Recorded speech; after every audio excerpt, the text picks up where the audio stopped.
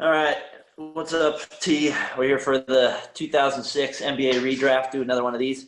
It's just me and you here. We're going to do top 14 here on the Fatboy FadeAway podcast.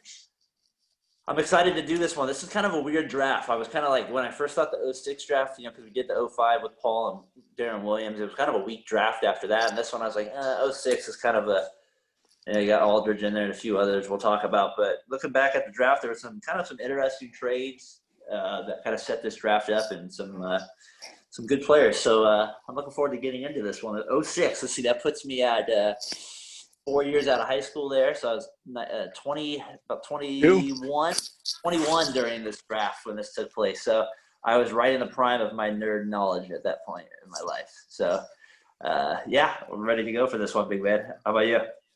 I'm here. I'm ready. Let's do it. Let's do it. Let's start. Let's not mess around here. I'm going to give you the first pick here. But before we do, I want to set up some of the things for this draft that I found a little bit interesting. So 2006, 2005, that's where we're at here. And I wanted to set up a few off-season trades that took place just to give you a kind of where we were at in the draft. So a few one of the trades that I wanted to remind you of that took place was, this is the year that the Lakers acquired Lamar Odom, Caron Butler, and Brian Grant for Shaquille O'Neal. So we're going back to that era. So we got the Lakers coming off the finals loss, Pistons in the finals there. So that's the year we're in. Those are the dominant teams along with the Spurs. So that's kind of the era we're in here. Kind of set that up a little bit. Portland was,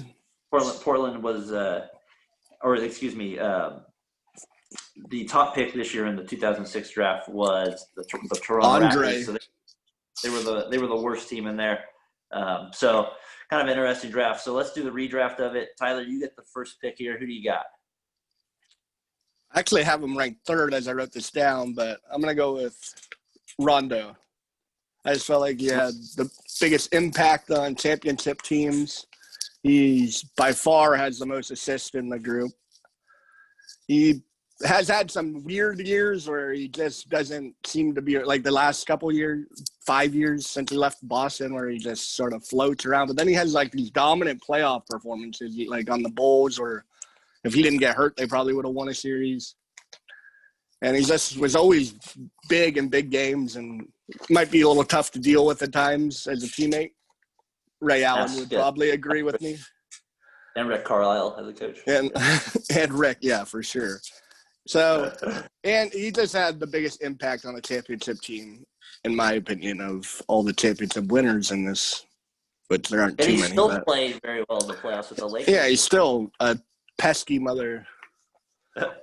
Man, I went with Rondo, even though he was third on my list. It's funny how you're taking a guy, though, put the first pick who now down age, like literally you say, what is the most important skill? You say 3-point shooting, and he can't shoot three. So it is kind of funny that even that shows you how good he is at the other stuff that you're still willing to take. I wouldn't say that's the most important skill. Well, I'd say it's very important. It's one of. You're right. It's looked upon as like one of the main things now. He even had those sneaky runs with the Pelicans a little bit. With AD there, and then obviously I kind of forgot about the Bulls one there. He had the little run there he had with the Bulls there in the playoffs. Yeah, that one. I feel like if he was a wide receiver in the NFL with those hands, he would have been an absolute stud. He was perfect for those Boston teams too. Oh yeah, just the way he like could assist and set up Allen and just here. He almost had that LeBron passing ability, like with like manipulating guys just with little movements that really are nothing, but they get guys to move to get other people open. Yeah, he's one of the craftier point guards we've had, and he's a competitive son of a gun, and he talks a ton of crap. I don't know. And he just ask Westbrook's brother. Exactly. That's Westbrook. It goes in the family. Yeah, I don't know when we put this on lines, but that was that just happened at the Lakers Rockets game last night. That was hilarious. All right, so you got Rondo at the first pick. I had him third overall too, but it's kind of funny how you said because I thought you would take even Brandon Roy ahead of him. the way you were talking about him last week when we talked about You told me I was going off a different criteria. I'm going to go with Aldridge with the second pick. I had Aldridge first. I'm not the biggest Aldridge fan at times, just because like he kind of lacks some of some of the other things I would like my best player to have, like just some of the defensive, like, I don't know, intangibles and some of the other intangibles I'm looking for. But you can't really argue with his offensive production over the years. He's been a really solid player. He's kind of like a 20, definitely a 20 and 10 guy in his prime for sure. Oh yeah. And he was a pain in the butt at times. I mean, I really think where his career I think if he had to redo his career, play it out, I think going to the Spurs is never a bad thing. But I feel like if he would have just stayed in Portland and kept playing with Lillard, I think that would have kind of helped his career more. I think if he would have, he's just such a good shooter. I feel like if he maybe would have shot threes a little bit later, or a little bit more early too, I think he would have been a little bit better too. Just because I think he could have easily got that range earlier in his career too. He's got a good stroke from there too, and he's got that sneaky right shoulder fadeaway game.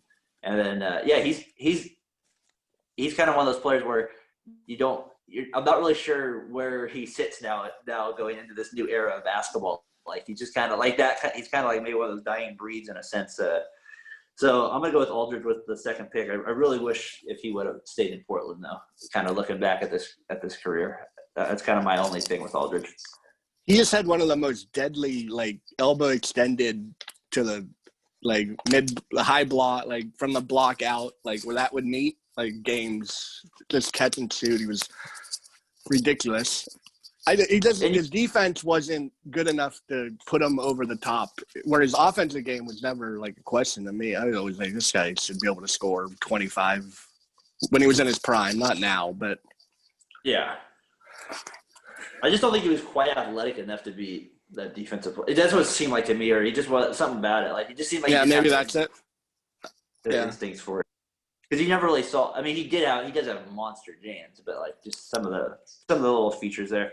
All right, T, back with you at the third pick. Well, I guess I'm going another point guard. I'll take Lowry Spices, Kyle Lowry. This last series, I was always down overall pick, by the way. What? 28th overall pick, by the way. I thought it was 24th or 28th. 24th overall pick, sorry. Yeah, sorry. Lowry I just never was sold on him. I always thought he was kind of like a choker till Kawhi got there, and Kawhi carried him to a championship. And then this playoff run they only got to the conference semi, so it's not like they went super far, but he played ridiculous, and he just showed like what a leader he was. I mean, if you take a guy 24th, you're not necessarily expecting him to be one of your best players to lead you to Eastern Finals, so you still got to give him that. My first two picks went 21 and 24, so that's how weird this draft was. Like the other thing that was funny with the Lowry one too is we'll get to him probably later too is Villanova was such a good team those years, and they had all those like they had Ray, Foy, Lowry, and Foy goes like some white guy. Yeah, and Foy goes 7, and Lowry drops all the way down to 24 to Memphis. Best thing to happen to him was get traded to Toronto for sure. So I think Lowry would have fit well though. He was on Houston for a little bit too. Yeah, I think he would have fit well though if he would have stuck with those grit and grind teams in Memphis. I think he would have fit well. He would have been perfect on those teams. They could have. I mean, I know Conley was a good fit for them as well, but Lowry also would have been a good fit, a good interesting fit with them too, just because of his bulkiness and he kind of has the villain. He kind of plays the villain a little bit too. So that would have been a big pain in the butt to go with that team. He was also he was like a malcontent too. Like on Houston, they traded him like because he wasn't getting along with people, and like he was kind of like Rondo, one of those tough players that just has a big, he carries himself like, I expect this from you, and it's sometimes what all leaders kind of have. Probably sometimes put people the wrong way because he kind of carries a bigger ego than his game always carries, I think. You know what I mean? So probably part of it there. All right, so Rondo there. Fourth pick, I'm going to go Adam Morrison. No, I'm just kidding. I'm going to go with the fourth pick here. I'm going to go Paul Millsap. Also another late round guy in this pick Mm-hmm. out of Utah, or drafted by Utah, 47th overall out of Louisiana Tech. This is like one of the things is like if you're the leading rebounder in the nation for 3 straight years, you should go higher than 47. Like, it's just like one of those things. Like, I don't know how he dropped the 47 there. It just that still boggles my mind. The guy from the get-go, you could tell had game. You know what I mean? Like, that's where, like, I'm sorry, I'm going to go on not about his game, but like I see guys on this list like Josh Boone take it. And to me, that's a reflection of them being more on Connecticut and playing on these atmospheres, because Paul Millsap's game, how could you not watch him for just a little bit on tape and think he's not better, unless you're just judging the competition that's going on? But you got to give him credit. He played really well with Utah. He then went to Atlanta and had a pretty good career. He's got paid very well over the years. He's going to have a very he's probably made $250 million easily playing basketball. So Paul's done very well for himself over the years, and he's still playing well, still doing well on Denver. Not quite as well anymore, but he's still playing. So I'm impressed. He had a great third quarter yesterday. I guess you won't know when yesterday was when you hear this, but in the future. Yeah. I heard some crazy stat about Millsap in college. He had like more offensive rebounds than missed shots or something. Like, it's something crazy. That's true. That is nuts. Insane. I was like, what? More offensive rebounds than missed shot? Like, it was something weird like that. I'm sure playing at Louisiana Tech, he dominated. So I'm sure like scouts were like a little like suspect. But man, if you lead the nation rebound, it's still impressive. I mean, it's still a Division I school. I mean, like Kenneth Fareed. Like, you're gonna get something out of these guys. Like, maybe it's only Kenneth Fareed one. And it's just not 1 year these guys did it, right? It's like when you do it multiple years, that's even more of a better there. All right, so I got Millsap 4, Tyler. Who are you going 5? I'll take Brandon Waugh. Your boy. Brandon Roy. In my opinion, I did have a Brandon Roy jersey, number 7 on Portland. Just Portland bad luck. Like, you draft this guy, he's looking like maybe the top 10 player eventually, maybe even higher. And these don't hold up, and it falls apart for him. He was so fun to watch. Like, did he have a playoff game? I think he had one, like down the far sideline going. Yeah, but he went to Washington, and I absolutely just hated the guy in college. I was like, this guy is a pain in the ass. He was I was like, him and Isaiah Thomas on the same team. I was like, these two mothers, no one can guard. Like, I don't know how they didn't do better in tournaments. I think they made it to the Elite 8 once. But yeah, they were. He played 3. This is his 3 years prime. So he comes in at 22 as a main guy. Yeah. 23, 24, 25. He's an all-star every year, right? He averages 19, 22, 21, 5 and 4 in assists, 4 in rebounds, shooting high 70s to 80% at the free throw range, and he's shooting what's his 3-point percentage here? He's shooting 34, 37, 33% of those years from 3-point range, which is not bad at all. Probably would have continued to go up a little bit when healthy. So if you're already a 3-time All-Star by 23, 24, 25, and then you get hurt when you're 26, yeah, you're probably right. He's probably he's going to be a top 10 player there. Yeah, and he had one last like gas when his knees were gone. When he was like 27, he had like one last gas in a playoff game where he scored like 30 and carried him to a win. And I remember, and then the next game he scored like 4 points or something. And yeah, let's see. He retired at 28. 20. He was 26 when he played his last Portland years, and then he did not play in 2011, 2012, and he finished up with Minnesota, and he only played 5 games. So it was where he had 28. So you're right. If that Portland bad luck, the Portland bad luck, Boone, yes. Odin, not Brandon Boone. Brandon Roy. No, what was his name? Gosh, what was the guy before Jordan? Yeah, I don't. What the hell is his name? Elijah, man. We went to NC Well, I've State. only heard it 1,000 times too. I thought it was Boone or something like that. No. Nah, not Boone. You just said Boone, the guy from Connecticut. That's why you have Boone in your head. That's probably why I have that down there. I gotta get it. You wrote it down? No, Sam Bowie. It was close. Bowie. Yeah. It was close to Bowie. All right. So you're going Waugh. Roy with the fifth pick over there, or the Canadian version, Mr. Waugh. All right, we got 3 more picks to go here. I'm gonna go. It's kind of a tough one for me here. I got him 5, so I'm gonna stick with him over Rudy Gay. I'm gonna go JJ Redick at number 6. I just feel like he was drafted by Orlando at 7, one of the most hated players ever in college in our lifetime. I just feel like his game's gotten better as he's gotten older. Like, I mean, the guy, he's Corver-esque with the shooting skill, but better at the other stuff. He's more athletic, so he can go left better and shoot. He can take a dribble once in a while and shoot. You know, he's not like taking you off the dribble ever, but you know, he has his moments where he can do that every once in a while. He can come around a screen and keep going, like if he has. Yeah, like Corver never could do that stuff really well. So he's a much more athletic player, and I'm not going to say he's a great defender by any means, but he's solid, and he tries.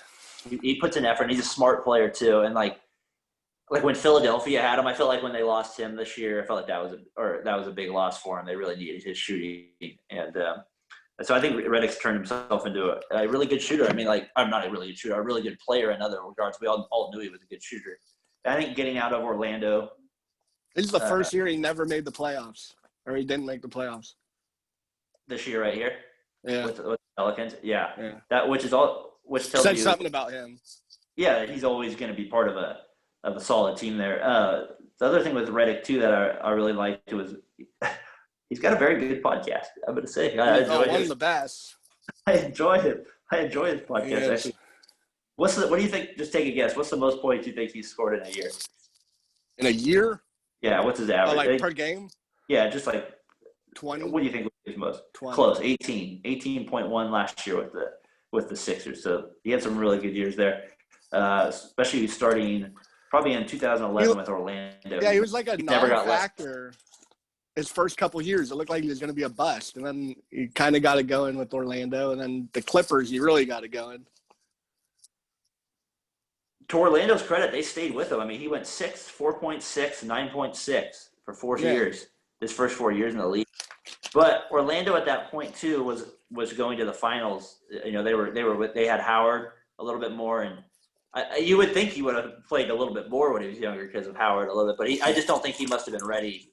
He must not have been ready enough for his game. But I got Redick there, 6th pick. T, and you got 7. I want to talk about Redick a little more. Just his college career he was must-watch TV almost. Like, love him or hate him, either way, you wanted to watch. Like, he was hated. Like, I'd never seen the vibe. It was Christian Laettner. It had to be Christian Laettner-esque. I remember watching an ESPN thing where they were talking about all the hate he got. And he was like, yeah, I have people saying I'm going to rape your sister and, like, your brother's a gay man in worse terms. And, like, just – I was like – and you can hear, like, a Wake Forest game, I think it is. You just hear on the TV, they had to, like, beep it out and, like, just edit the whole, like, fuck you, JJ, like, while he's shooting a free throw, like, a whole crowd. And just amateur sports. Like, this is what you're dealing with. Like, I was like – and him and Adam Morrison's little rivalry that one year was spectacular. Yeah. Was fantastic. Yeah. And then that was great. And then one of my favorite games is Morrison playing UCLA in the tournament that year. All right, so T, you got the 7th pick. Who do you got? 7th. I have Rudy. Politically incorrect statement. Gay. He was one of those guys who kind of underperformed at Connecticut. You saw him, his body was 6'8", 200 pounds. Like, this guy's NBA ready already. But he just didn't really ever show up for big games. Yeah. And it kind of carried over to his NBA career. Like, he was always athletic enough, and he'd score his points, but it was never, like, big points, I felt like. It was all empty. I just feel like, he kind of just, like, It's kind of was like you're above average NBA player basically. Yeah, he had all the talent. Like you'd look at him and you'd think he'd be great. But... And he'd have games where he would score 35 or something like that, and he'd be a problem for you. But you're right, he wasn't always engaged enough. So Rudy, good pick there. You got Wall. I'm gonna go with PJ Tucker with the 8th pick here. I feel like he's kind of turned himself into a solid player. Out of Texas, drafted in the second round. A lot of second round guys in late picks. Played a lot of years overseas. Some horrible drafting in this draft. The top 15, like most of the best players were drafted outside the top 15. So I'm gonna go Tucker. He's a real pain. He really impressed me against the Warriors, defending Curry and Thompson and Green, and just really plays well. He's efficient enough at the 3-point line in the corner to be a good player. So I'm going PJ Tucker, 8th pick. Tyler, who do you got with the 9th? Oh man, this is where it gets kind of tough. I guess I'll go back to the point guard pool and take JJ Barea. He could be. I mean, he wasn't great. He just could be a pest, and had some good finals. Like won a championship. Helped win a championship. Got almost destroyed by Andrew Bynum going in for a layup. Andrew did send him back. Nah. Do you remember that play? It was in the playoffs. They were losing 3-0, and they were about to get yeah. And Andrew killed him. Takes off his shirt and left the crowd after that. Barea, he could be a really good scorer at times too. He was really great in pick and roll. Yeah, he's definitely somebody when you look at him, like you're like, yeah, he beat the odds to be an NBA. Yeah, he beat the odds for sure.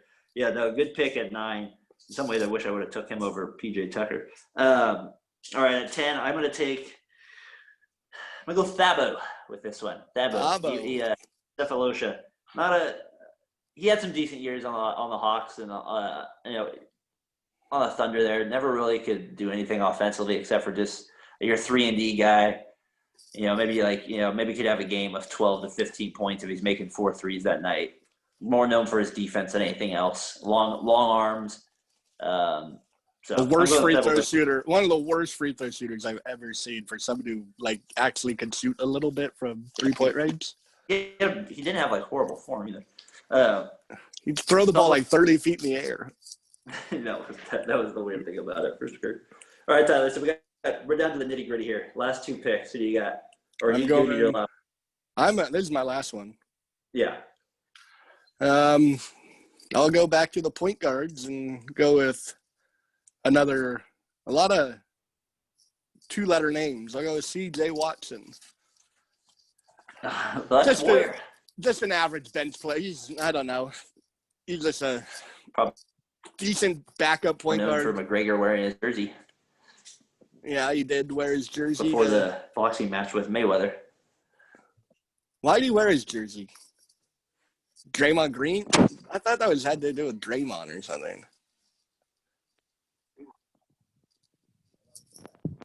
He wore it to the ring because that's, I think Mayweather's wife or ex-wife cheated on him with C.J. Watson or something like that. So it was a small little jab at him. So you want to think C.J. C.J. he did on the Warriors, but didn't he play? I feel like he was key on this Orlando team. Is that who he played with?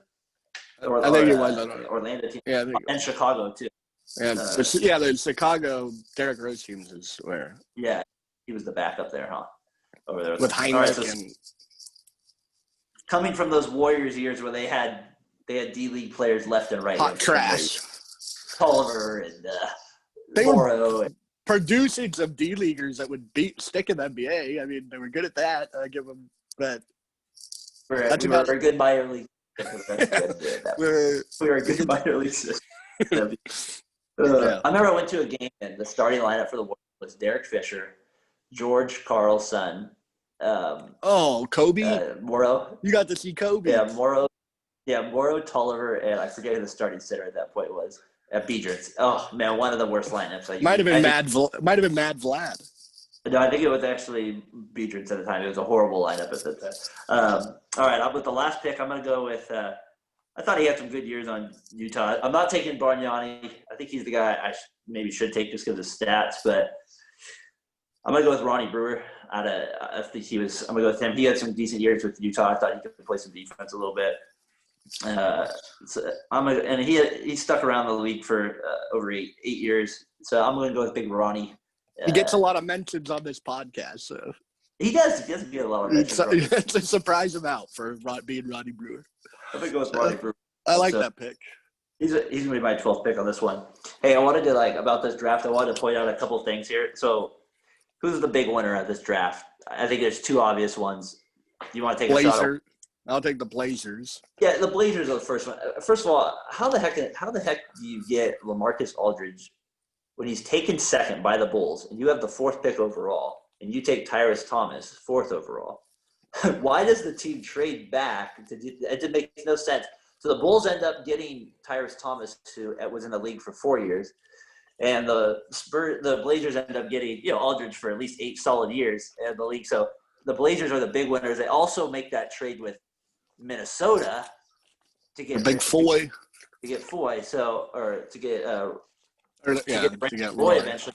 So the Blazers are the obvious winners, getting Brandon Roy and Aldridge out of this trade. The other winner, I think, has to be Boston. Oh, for sure. Because they get Rondo, the first overall redraft, basically, for a 21st overall pick overall from the Phoenix Suns for a draft pick the next year. Going back to J.J. Redick real quick, that's how good he was in college. Tyrese Thomas was the 4th overall pick because what he did to J.J. Redick in the NCAA tournament. Him and Big Baby. Well, it was Tyrese Thomas following him around and beat him up and that's why he got picked. And looking back at that, that's probably more of a reflection of Duke's teammates, because if you're playing with better guys that are, you know what I mean, like take advantage of that. You can't have Tyrese Thomas away from the hoop. Exactly. If you have your other guys taking more advantage of that, like Sheldon Williams, who was the 5th pick overall in this draft. I mean, if their second best. Sheldon Williams, Tyler. Hey, he made a baby with Candace Parker. He did something okay. if your next best rim protector is a 300-pound big baby, you should be able to take advantage. Yeah, for sure. Yeah, no, you're right. Tyrese Thomas really jumped up the boards just because of that. I mean, he was a freak athlete at that point. For sure. But he just in the NBA, you got to be able to have an offensive game, and he just does not. He just does not have any games. Like, you don't have to guard him, then it does not matter. So who's the losers? The losers in this draft, there's a lot of them. I have 3. There's a lot of losers. There is. Okay, I want to just tell you. I just want to real quick. Here's the top 10 real quick, and then so the best players in the top 10 are this: LaMarcus Aldridge, Brandon Roy, and Rudy Gay. Here's the other top 10 players. So these are all the losers picks. Toronto, the first pick, you took Bargnani, horrible. Charlotte, 3rd pick, Adam Morrison, turned out to be horrible. 5th pick, Atlanta, Sheldon Williams, turned out to be horrible. 7th pick, Randy Foy, Boston, horrible. Warriors, 9th pick, Patrick O'Brien, horrible. 10th pick, Seattle, Muhammad Sane, horrible. So you have Muhammad. You have 7 teams take players that are literally, Tyler, played basically less than 8 years, and all the rest of them played 6 years or less in their career. So you have some guys really struggling, and then you go down to the bottom there, and you got basically all the best players we took are basically after pick 13. We have Redick, I know, and then we have Hilton Armstrong, and then we start taking a few other guys. So just a lot of losers in this draft to me overall. Do you have one specific one you want to point out? The Suns for trading Rondo. And then I have the T-Wolves for trading Roy, but I guess that ended. And then the Bulls for trading. Well, the T-Wolves, they did get Sebastian Telfair in that trade. So I think that is the reason they did that trade. You got a little hype, a little New York hype for you. So I think we already said the worst pick. I kind of want to say the worst pick was probably Charlotte taking Morrison at 3. That probably, to me, it probably was the worst pick. I don't know. That just didn't seem like a very good pick at 3 there. When it happened, I thought Morrison wasn't going to be that bad. It's like It just surprised me it was so bad.